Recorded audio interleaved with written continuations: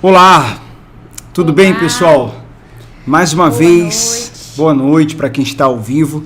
Coloca ali no YouTube, vamos confirmar aqui.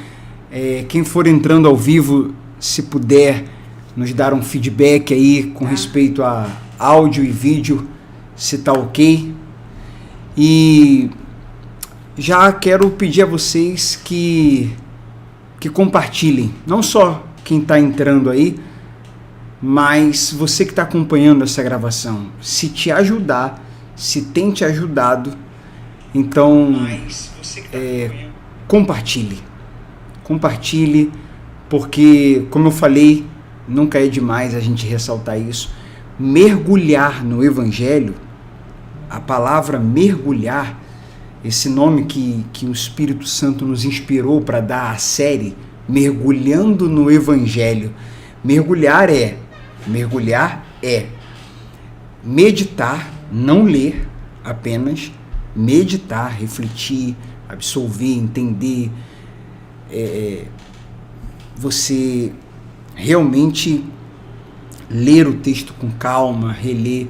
Então, mergulhar é meditar, guardar, praticar e anunciar, compartilhar, pregar, né?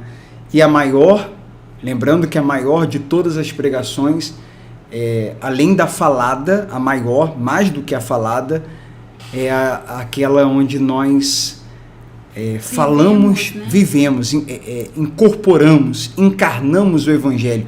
É aquela que a gente fala muito, sem abrir a boca.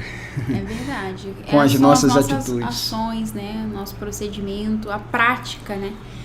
Daquilo que o Evangelho ensina, que é prático, né? É um amor prático. Falamos junto. Amor, generosidade, humildade. Tudo isso a gente vê no Evangelho. Tudo isso a gente vê em Jesus. A gente vê isso em Cristo. Mas vê muito, sabe? Transborda isso em Cristo e no seu Evangelho, nas suas palavras, principalmente no seu proceder. Amor, humildade, generosidade, caridade, mansidão. Nós falamos isso, né, semana passada. Pureza, graça, misericórdia. O que a gente não vê no Evangelho? O contrário disso tudo. Não vemos egoísmo, individualismo, orgulho. Não vemos desamor. Não vemos. Então vamos seguir o nosso mergulho. Hoje é o capítulo 2 de Lucas. Hoje foi um dia, no momento que a gente está fazendo aqui, que a gente vai mergulhar no capítulo 2, que nós recebemos vários feedbacks positivos. Nós estamos, então, muito, muito gratos a Deus por essa série, por cada um de vocês que tem mergulhado. E felizes, muito felizes com os feedbacks que nós temos recebido. E entendermos, né, Marcelo, também que não podemos ser imediatistas, né? Algumas pessoas estão tendo resultados, vendo em si esses resultados, mas tem mergulhado já há alguns meses, ela já vem tendo, né, questionamentos que ela tinha dentro de si, sendo atendidos por Deus. Então, cada um de nós passamos pelo processo. Então, tenha essa consciência e essa fé de perseverar, de não desistir, porque vão surgir barreiras, vão surgir tentações, uma resistência muito grande para você continuar, mas você tem que entender que... Para não continuar, né, no caso. Exatamente, para não impedir, né, de você avançar, de continuar, pensamentos, sentimentos, desânimo, ou até dúvida, né, de que será que está funcionando mesmo, ou um conflito também, né, Marcelo, porque quando o Evangelho conflita com a nossa carne, muitas vezes ela grita, ela geme, ela não quer se inclinar para as coisas de Deus, ela não quer mudar, ela não quer ser moldada. Sim. Então há sim um conflito com ideias, com pensamentos, com sentimentos. Mas esse conflito é bom. Quando a carne está gritando, é um bom sinal. É sinal que você está limpando ela, você está lapidando ela, você está fazendo com que ela seja não mais você escrava dela, mas você tome as rédeas dela e ela passe a se sujeitar ao Espírito de Deus. Então é normal surgirem essas coisas. Se você está enfrentando esse conflito, se há dentro de você essa guerra, né, da carne militando contra o Espírito diante dos ensinamentos que você está ouvindo, saiba que continue nessa busca, continue nessa luta, porque vai chegar o momento que você vai tá leve, tá livre e não mais escravo do pecado, da carne, do seu eu, né, da velha natureza. De seus impulsos, de suas emoções, tudo vai começar a fazer muito sentido. É um quebra-cabeça que vai sendo montado. São fios soltos que vão se ligando, né? E o quebra-cabeça depois montado, você fala, nossa, agora eu estou entendendo. E aí vem o prazer de ler a Bíblia, o prazer de meditar, o prazer de orar. Aí vem mais intimidade, mais força, uma fé mais forte, bons pensamentos, ânimo, mais amor. Você vai perceber uma diferença em você. E hoje a gente recebeu um relato de um casamento que foi restaurado, uma pessoa que tem mergulhado no Evangelho. Mas para se estender para o casamento, primeiro, tudo isso que a gente está falando aqui, que a Michele falou, aconteceu na pessoa. Primeiro, houve uma diferença na pessoa, se tornando mais paciente, mais amorosa, mais generosa, tendo mais domínio próprio, foi mergulhando no Evangelho, entendendo a graça, entendendo o Evangelho genuíno. E aí essa pessoa sendo transformada, ela estando diferente, isso transbordou, isso se estendeu para o seu cônjuge, e o casamento foi restaurado. E é exatamente isso que acontece. Como a gente sempre fala, nunca foi, não é e nunca será de fora para dentro, mas é de dentro para fora. Então vamos lá, é capítulo 2 de Lucas. Vamos então para o mergulho de hoje. Diz assim, o nascimento de Jesus. Versículo 1. Naqueles dias, o imperador Augusto decretou um recenseamento em todo o Império Romano. Esse foi o primeiro recenseamento realizado quando Quirino era governador da Síria. Todos voltaram à cidade de origem para se registrar.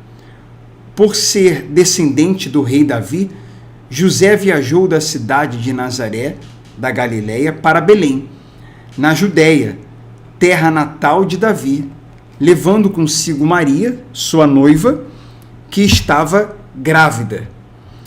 Versículo 6. E estando eles ali, chegou a hora de nascer o bebê. Ela deu luz a seu primeiro filho, um menino. Envolveu-o em faixas de pano e deitou-se numa manjedoura, porque não havia lugar para eles na hospedaria. Um comentário que é interessante a gente fazer aqui, uma vez que José era descendente do rei Davi, ele foi para a cidade natal deste, que é Belém, né? Cidade natal, na aldeia na Judéia, 8 quilômetros ao sul de Jerusalém, no qual foi predito que o Messias nasceria. Em Miqueias, abre aí, por favor, Michele, na NVT, Miqueias capítulo 5, versículo 2.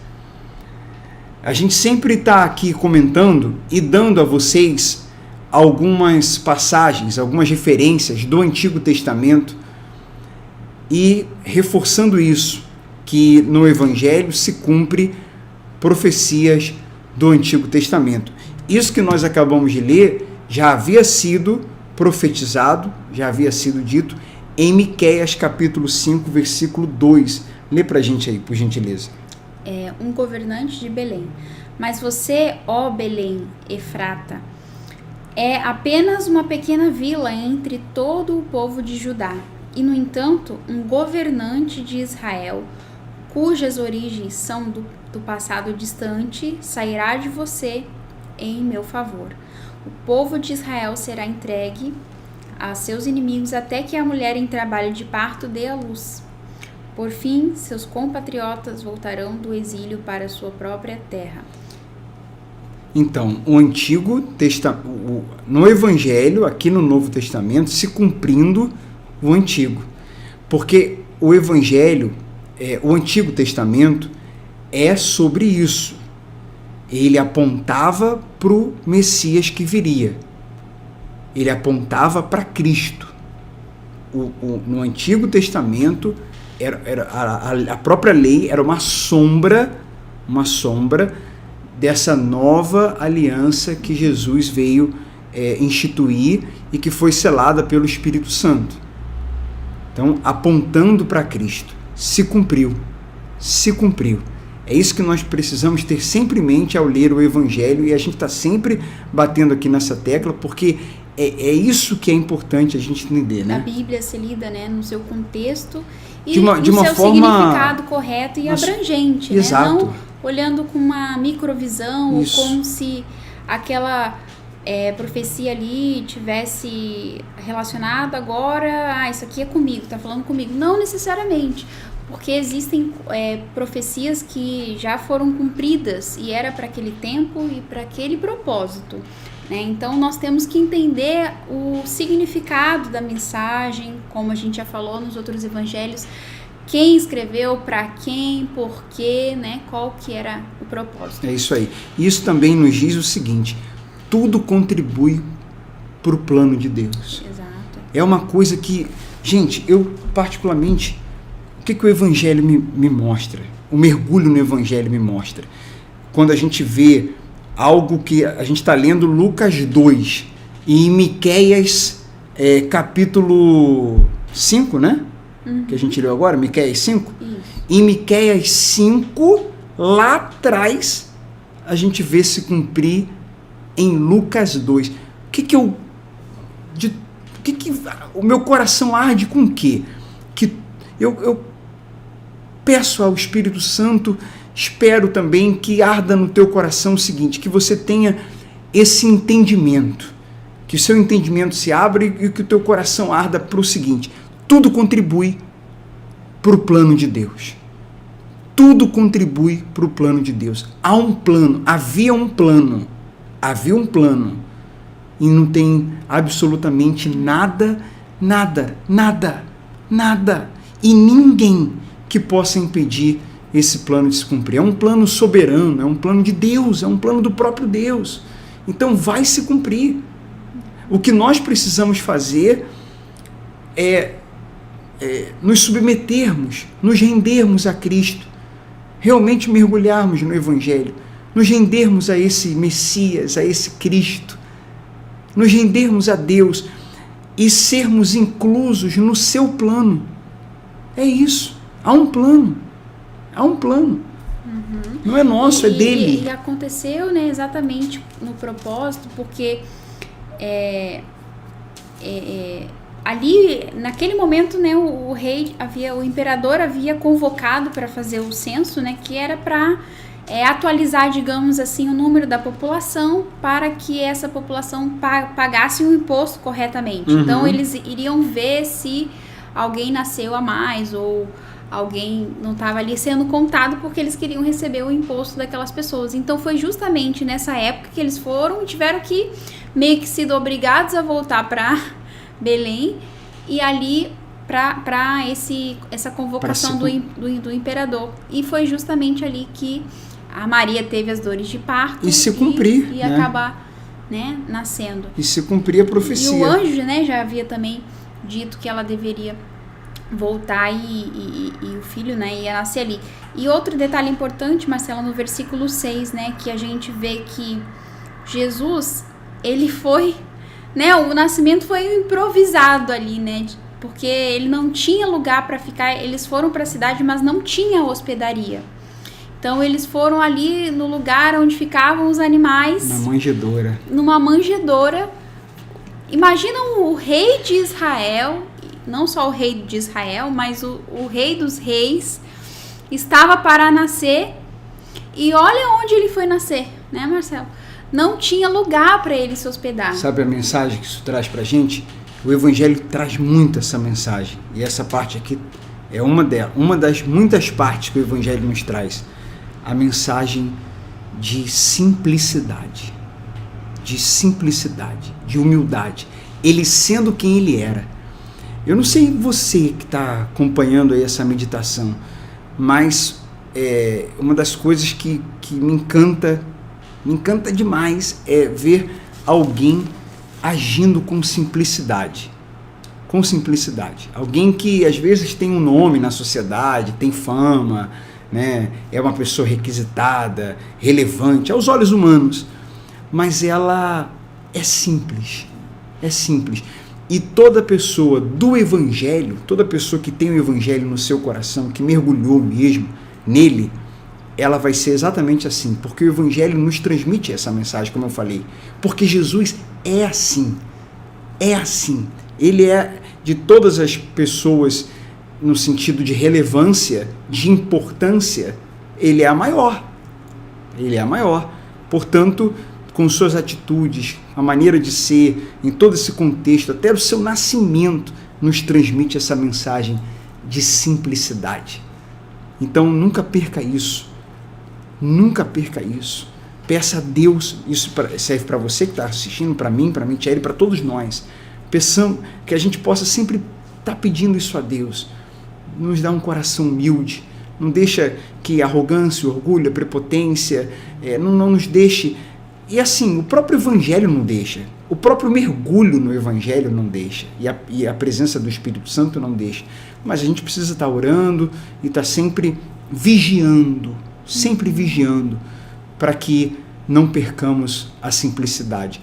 Que nenhum elogio, muitos elogios, que nenhuma fama, que nenhum reconhecimento, que sua condição econômica, se ela for elevada, ou se um dia ela se elevar muito, se você saiu de uma casa pequenininha e hoje está numa mansão, se você era um microempresário e hoje é um grande empresário no seu estado ou no seu país, e você tem acesso a governadores, a pessoas importantes na sociedade, se você é uma pessoa famosíssima, você está me assistindo, talvez você é uma pessoa com 3, 5, 7 milhões de seguidores no Instagram, enfim, nunca perca a simplicidade. E se de fato você continuar mergulhando no Evangelho, sendo do Evangelho, não vai perder não. Porque, repito, o próprio Evangelho não permite isso. Porque o Evangelho quebra o orgulho. E o Espírito Santo, que é Jesus, que é humilde, ele faz com que a gente se mantenha assim. É isso que uma das mensagens que o Evangelho nos traz também. Humildade, simplicidade. Vamos seguir aqui, versículo 8. Os pastores, e a gente vai ver isso aqui de novo agora, de novo.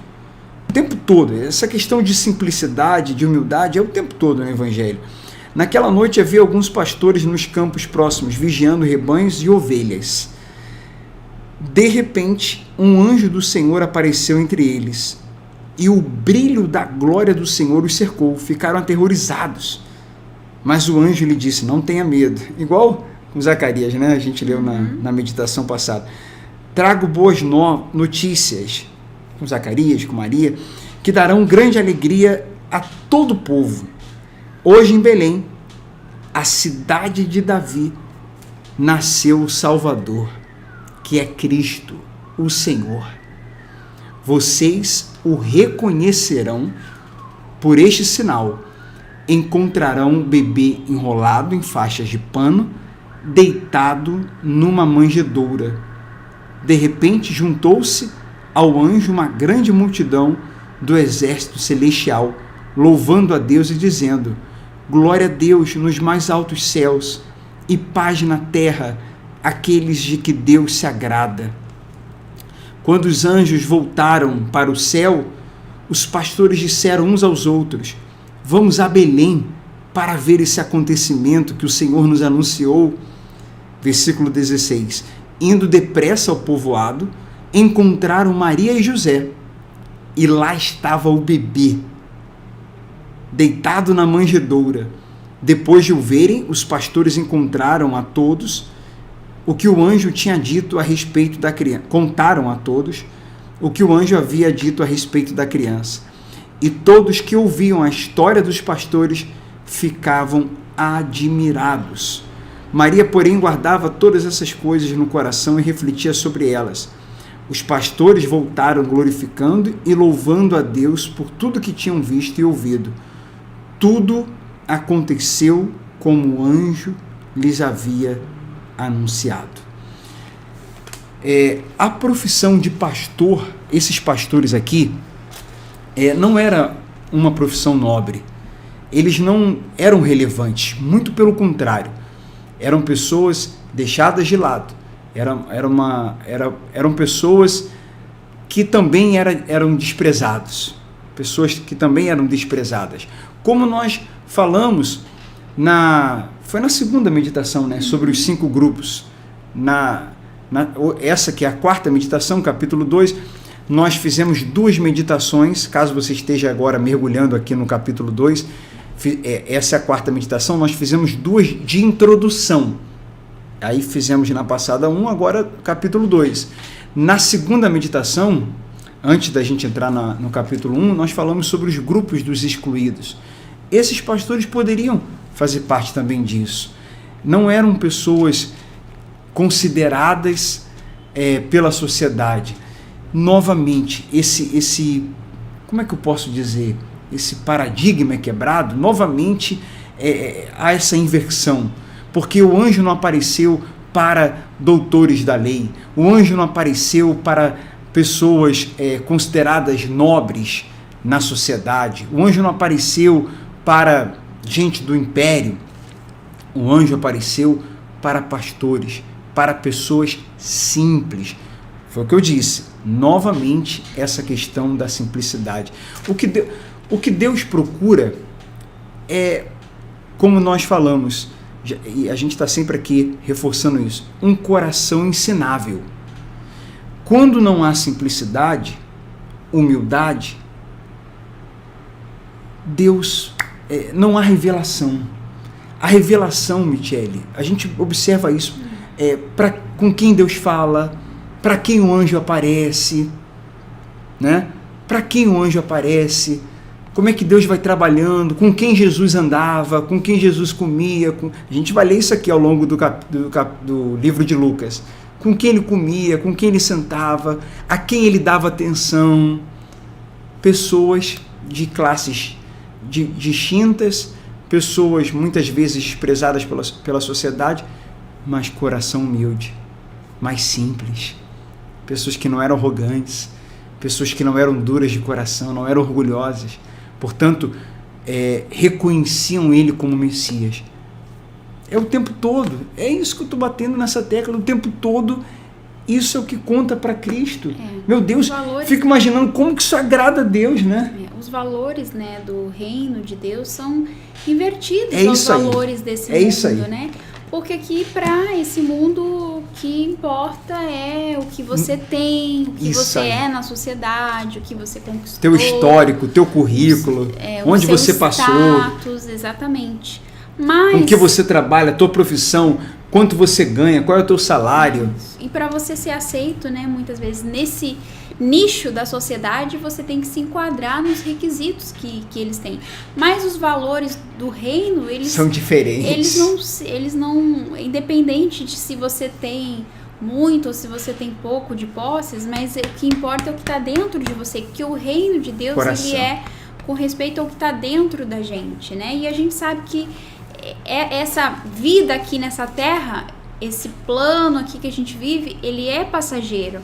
Nossa visão e a direção e aquilo que foi nos revelado através de Jesus é um reino que não é desse mundo, né? E é um reino eterno, onde ele já está lá sentado no trono, né? Enfim, e prometeu que iria no final dos tempos voltar e restabelecer o reino de Deus, né? Então todas as coisas serão restauradas, né? Então não sabemos se vamos estar vivos, se vai ser nesse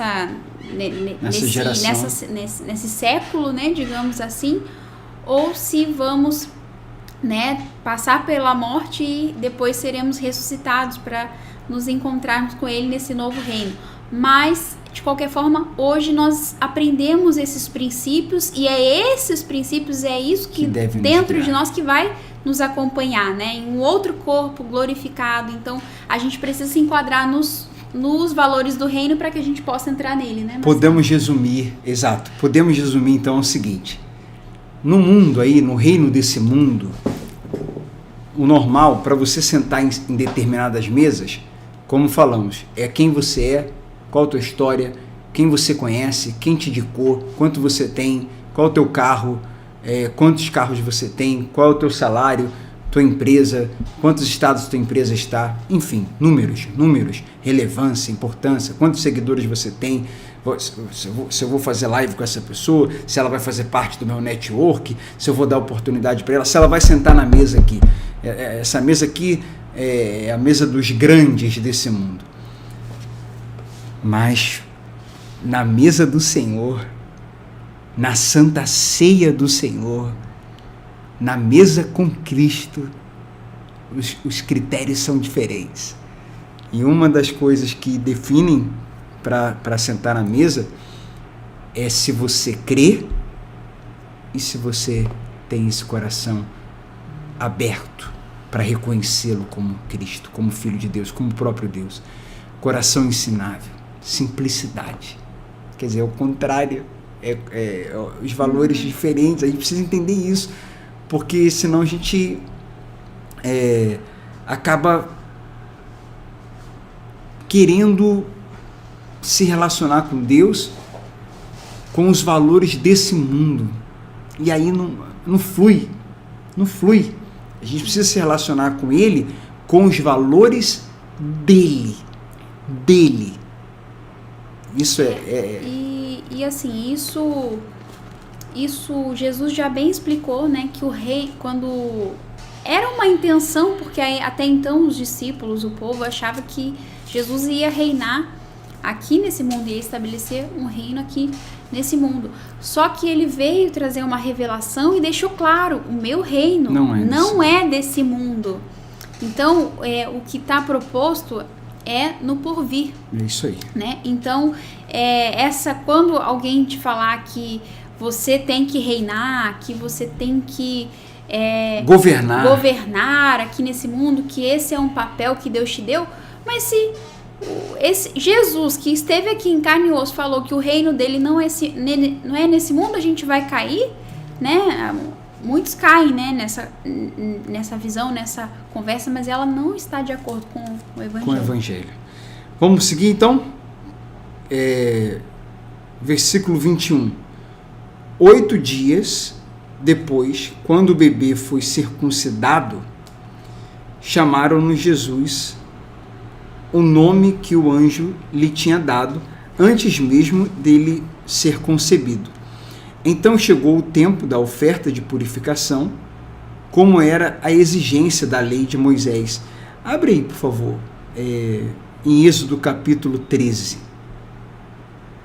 Êxodo 13.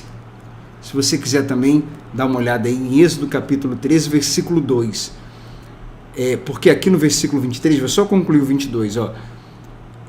Na lei de Moisés, seus pais o levaram a Jerusalém para apresentá-lo ao Senhor. Pois a lei do Senhor, versículo 23, dizia: se o primeiro filho for menino, será consagrado ao Senhor. Assim ofereceram um sacrifício exigido pela lei do Senhor, 2 rolinhas e 2 pombinhos. Êxodo 3, versículo 2, fala o quê? O Senhor disse a Moisés: consagre a mim todos os primeiros filhos, homens dos israelitas. O primeiro filho de cada família e primeira cria dos animais me pertencem. É isso. O versículo 23 é o que está determinado em Êxodo 13, 2. Foi cumprido. O versículo 24 está determinado em Levíticos capítulo 12, versículo 8. Anota aí para depois você ver lá. Levíticos 12, 8. O versículo 23... Êxodo 13, 2. O 24, Levíticos 12, 8. Qual é a lição que a gente tem disso aqui? Obediência. obediência. Jesus cumpriu a lei. Nenhum homem, nenhum ser humano conseguiu cumprir toda a lei. Ninguém conseguia cumprir toda a lei, a não ser Jesus. Cumpriu toda a lei e é por isso que nele nós temos redenção e somos livres de toda condenação, pelo que ele fez, por ele ter sido morto, por ele ter sido um sacrifício pelos nossos pecados e tendo ele cumprido toda a lei. Então a maldição que havia sobre o homem de não conseguir obedecer na totalidade à lei, Jesus, por ter cumprido, foi o sacrifício perfeito. Isso é muito profundo, gente, biblicamente falando, né, com respeito ao Evangelho. No geral, isso é muito, isso que a gente está falando aqui agora, essa obediência de Jesus, o fato dele ter cumprido toda a lei, isso é muito profundo. Por isso vem a graça dele. Por isso nele somos perdoados, somos livres. Por isso em Cristo não há condenação. Porque ele foi o sacrifício perfeito. Só ele cumpriu toda a lei. É importantíssimo a gente ter esse entendimento, né? Então vamos seguir aqui no versículo 25. Você lê do 25 ao 35? Esses próximos 10 aí. Naquela época vivia em Jerusalém um homem chamado Simeão. Ele era justo e devoto e esperava ansiosamente pela restauração de Israel. O Espírito Santo estava sobre ele e lhe havia revelado que ele não morreria enquanto não visse o Cristo enviado pelo Senhor. Nesse dia, o Espírito o conduziu ao templo. Assim, quando Maria e José chegaram para apresentar o menino Jesus ao Senhor, como a lei exigia, Simeão tomou a criança nos braços e louvou a Deus, dizendo: Soberano Deus, agora podes levar em paz o teu servo, como prometeste. Vi a tua salvação, que preparaste para todos os povos. Ele é uma luz de revelação às nações, e é a glória do teu povo Israel. Os pais de Jesus ficaram admirados com o que ele dizia a respeito dele. Então Simeão os abençoou e disse a Maria, a mãe do bebê: Este menino está destinado a provocar a queda de muitos em Israel, mas também a ascensão de tantos outros. Foi enviado como sinal de Deus para muitos, mas muitos resistirão a ele.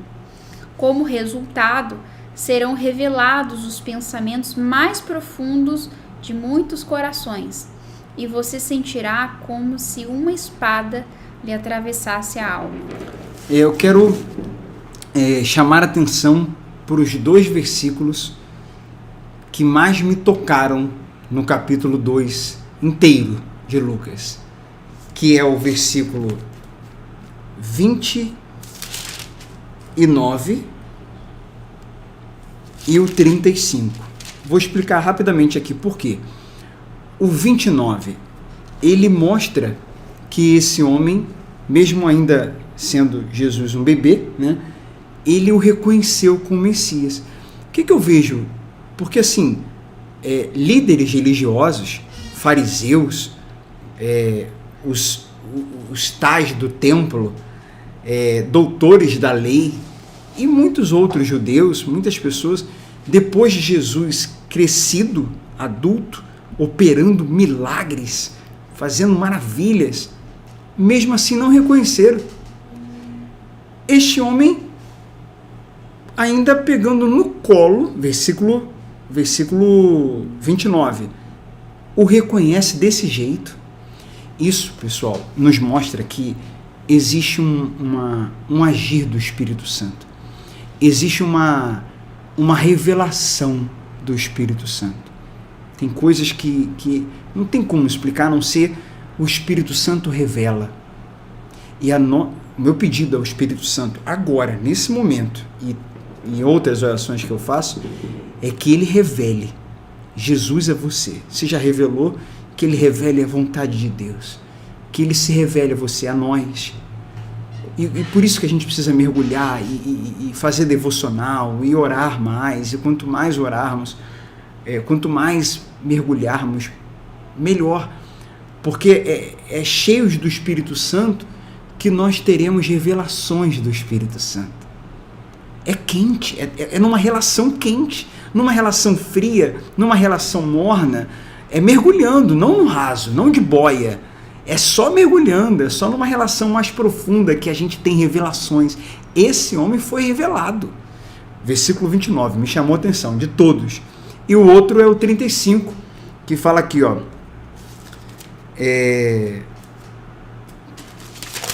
Como saiu aqui? O 35 diz, como resultado serão revelados os pensamentos mais profundos de muitos corações, e você sentirá como uma espada lhe atravessa a alma. O Evangelho. É o Evangelho que atrai, mas que fere. Michele falou isso no início, alguma coisa parecida com isso. O Evangelho que consola, mas que confronta, que ensina e traz leveza, mas que nos quebra, que nos faz, que quebra orgulho. O Evangelho que diz, cadê os teus acusadores? Jesus falou para aquela mulher adúltera que ia ser apedrejada, que ele falou, tira a primeira pedra, quer dizer, defendeu ela ali, né? Teve misericórdia com ela. É o Evangelho da misericórdia, o Jesus misericordioso. Cadê os teus acusadores? Não, todos foram embora. Então, eu também não te condeno. Olha só, misericórdia. Mas o que ele fala para ela depois? Vai e não peques mais. Quer dizer, obediência. Talvez não, com certeza, contrariando ali a carne dela, né? Porque a carne tende ao pecado, continuar pecando, adulterar de novo, viver uma vida torta. Então, assim, é o Evangelho de misericórdia? Sim. Mas não é a graça que a gente ensina. O ensinamento correto da graça é o ensinamento equilibrado. E o ensinamento correto e equilibrado é isso. É uma graça maravilhosa, é uma misericórdia infinita, é o perdão, é o Deus que dá chance, sim, que é dos excluídos, que não importa teu passado, o sangue dele lava. Mas vem cá, obediência. Não peques mais. Estou te livrando, você não está condenado mais. Mas vai em frente, faz minha vontade. Agora você se corrige, se arrependa. O Evangelho da misericórdia, do perdão, mas do arrependimento, Michele. E também no versículo 35, né, que fala, serão revelados os pensamentos mais profundos de muitos corações. E foi revelado, né, Marcelo, tanto para o bem, né, como tinham corações que tinham o bem, quanto corações que aparentavam que era do bem, mas como ele apontou lá, né, dos escribas, fariseus, mestres da lei, que pareciam como sepulcros caiados, né, bonitos por fora, mas por dentro traziam restos mortais. Então ele expôs, né, ali o que estava dentro dos religiosos da época, que estavam com o coração endurecidos e cheios de maldade. Sim. E ali ele expôs, revelou realmente isso de fato, né? E como revela até hoje, né? O Espírito Santo mostra, né? Nada como o agir, mover do Espírito com o tempo, né? Para mostrar e revelar os desejos dos corações, né? Como diz, não há nada em oculto que não venha a ser revelado. E o Espírito Santo acaba revelando mesmo, né? Versículo 39, então. Agora eu vou ler até o 52, que é o último versículo. Após cumprirem todas as exigências da lei do Senhor, os pais... Eu acho que o 36. A profecia de Ana. Perdão. A profetisa Ana, filha de Fanuel, da tribo de Asser, também estava no templo. Era muito idosa e havia perdido o marido depois de 7 anos de casados. E vivido como viúva até os 84 anos. Nunca deixava o templo adorando a Deus dia e noite em jejum e oração. Chegou ali naquele momento, começou a louvar a Deus, falava a respeito da criança a todos que esperavam a redenção de Jerusalém. Aqui é uma lição de devoção, de dedicação. É o que realmente Deus espera de nós. Essa vida dedicada, né? Por isso,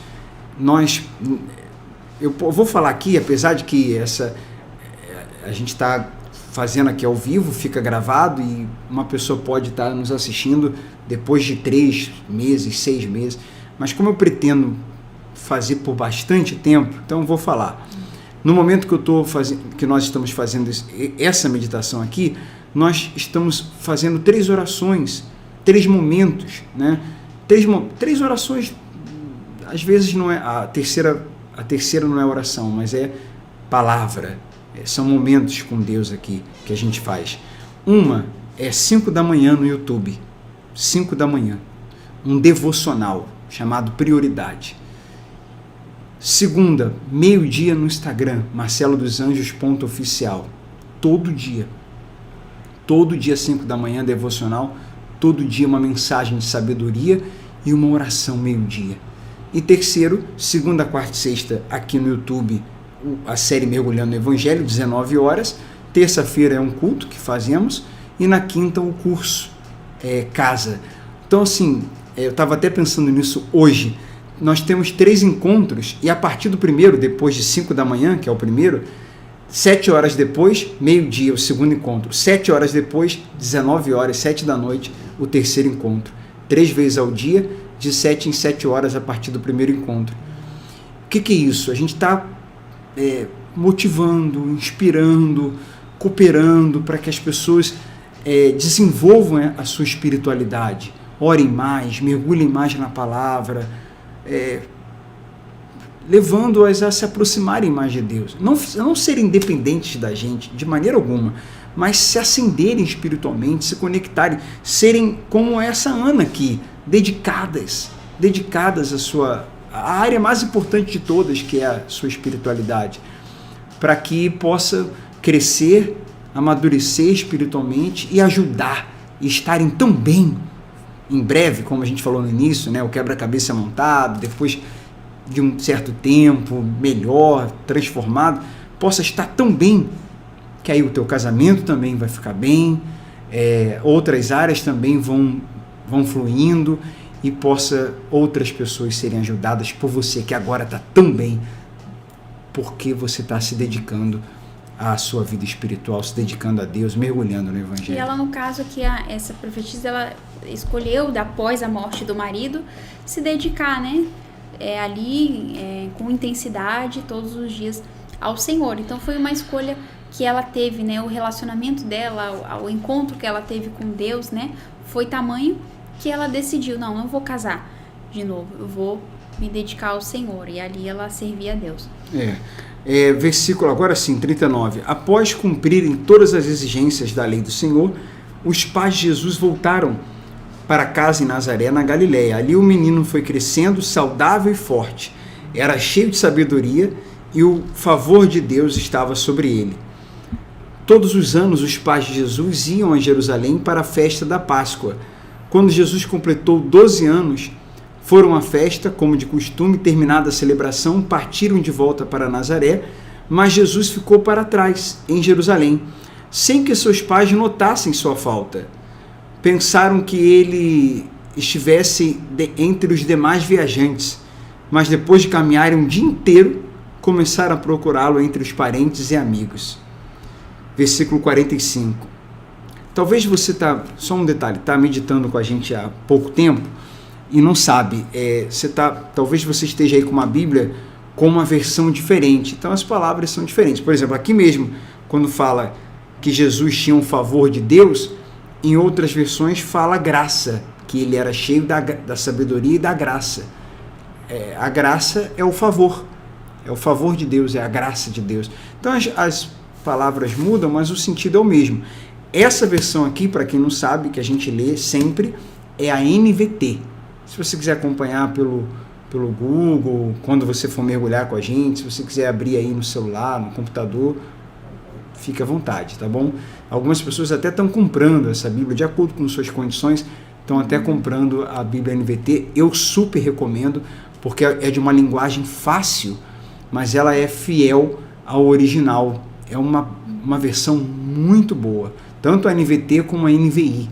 São duas versões com linguagens fáceis. Tem outra versão com linguagem fácil, mas não são tão boas quanto essas duas. No nosso caso, a gente usa a NVT, nova versão transformadora, tá bom? Continuando aqui, então, parei no versículo 45. Como não encontravam, quer dizer, os pais dele, depois de um dia foi perceber... 3 dias. 3? Foi? Não, caminharam um dia inteiro. Um dia inteiro. Um dia inteiro. Como não encontravam, voltaram a Jerusalém para procurá-lo. Por fim, depois de... agora vem os 3 dias. Por fim, depois de 3 dias, sentiram falta depois de um dia, mas foram achá-lo só depois de 3. Imagina, depois de 3 dias que a mãe vai sentir falta. Que mãe é essa, né? Não, foi num dia e meio que eles caminharam. Foi na caminhada, na viagem. Isso. Por fim, depois de 3 dias, acharam Jesus no templo, sentado entre os mestres da lei, ouvindo-os e fazendo perguntas. Quer dizer, novinho, mas cheio da sabedoria de Deus. Todos que o ouviam se admiravam de seu entendimento e de suas respostas. Quando o viram, seus pais ficaram perplexos. Sua mãe lhe disse: filho, por que você fez isso conosco? Estava onde, menino? Seu pai e eu estávamos aflitos procurando você por toda parte. Mas, aí Jesus no 49 fala assim: mas por que me procuravam? Perguntou ele: não sabiam que eu devia estar na casa de meu pai? Não entenderam, porém, o que ele quis dizer? Versículo 51. Então voltou com os pais para Nazaré e lhes era obediente. Sua mãe guardava todas essas coisas no coração. Jesus crescia em sabedoria, em estatura e no favor de Deus e das pessoas. De tudo que nós lemos aqui, 2 coisas são importantes. Uma é no versículo 49, a identidade dele. Jesus sabia quem ele era. Jesus sabia que, com todo respeito, isso se mostra no versículo seguinte, que ele obedecia, sua mãe guardava todas essas coisas. Ele voltou para casa com os pais porque eles eram obedientes. Então, no versículo anterior, mostra o seguinte: mais do que filho de vocês, uma pessoa comum, eu sou filho de Deus, eu sou o Messias, eu sou o próprio Deus. Então, assim, eu sei quem eu sou. Por que vocês estão preocupados assim? Não precisa se preocupar, né? Porque eu estou aqui cumprindo já a minha missão. É isso. Mas no outro versículo ele foi para casa com os pais porque ele era obediente. Muito legal isso aqui. Quer falar alguma coisa? Terminamos. Não, é isso, né? Mais um aprofundamento, mais um mergulho ali no período, né, que Jesus estava ali já cumprindo a sua missão. E é importante a gente ir absorvendo, né, esses detalhes que são muito importantes, porque ali no seu conteúdo se confirma as profecias, aquilo que havia sido falado a respeito do Messias e o quanto estava, né, o plano de Deus estava se cumprindo em todos os seus detalhes, né? Então foi muito bom. Agora, próximo capítulo 3, na sexta-feira. Vamos continuar mergulhando. Continuamos. Vamos seguir mergulhando. Segunda, quarta e sexta, às 19 horas aqui no canal do YouTube. No caso do ao vivo, né? Mas tem várias pessoas que acompanham a gravação. Às vezes dá para assistir ao vivo, às vezes não dá. E tá gravado, então tá aberto também. A gente, desde o início, o que estava no meu coração era não cobrar, era não fazer um curso, não fechar, não cobrar e fazer no YouTube aberto mesmo, para que o máximo de pessoas pudessem conhecer e entender melhor o Evangelho. Com certeza. Aí deixa eu ler aqui o comentário da Patrícia, que falou: nossa, como estou aprendendo esses ensinamentos do Evangelho. Comentando agora, né? Isso. Por anos vivi oca por dentro. mas creio que Deus teve e tem até hoje misericórdia da minha alma, pois cheguei até vocês. Com certeza, Patrícia. De nós, o Espírito misericórdia Santo de nós. está fazendo a obra, né? E aí ela fala, nesse primeiro momento percebo que preciso de vocês para aprender, mas não ficar na dependência, é isso mesmo. Sim. E assim que tiver essa maturidade espiritual, poderei transmitir o genuíno evangelho. Ah, isso aí, É isso com aí. certeza. Isso é mergulhar. Exatamente. Você aprender, entender, praticar e, como nós falamos no início, compartilhar também, né? Com outras pessoas. Bem, chegou no finalzinho, eu não sei se dá para vocês ouvirem, mas tem um cachorrinho lá dentro, batendo na porta querendo sair, então é porque chegou no fim mesmo, acho que até ele ouviu lá que a gente está acabando. Deus abençoe vocês, quem quiser deixa, por exemplo, Patrícia, esse teu comentário é só pro ao vivo, se depois você quiser e puder deixar um comentário quando o vídeo ficar ali no YouTube gravado, e todos que estão acompanhando, até você que está acompanhando a gravação, você puder deixar um comentário, curtir, compartilhar e se inscrever aqui no canal, porque além do Mergulhando no Evangelho, tem outros vídeos que a gente coloca aqui e só os inscritos que o YouTube avisa quando um vídeo novo é colocado, é postado. Então se inscreva no canal, tá bom? Um grande abraço, Deus te abençoe, vamos em frente, mergulhando, nadando nesse mar chamado Evangelho maravilhoso. Até a próxima. Até a próxima. Deus abençoe, gente.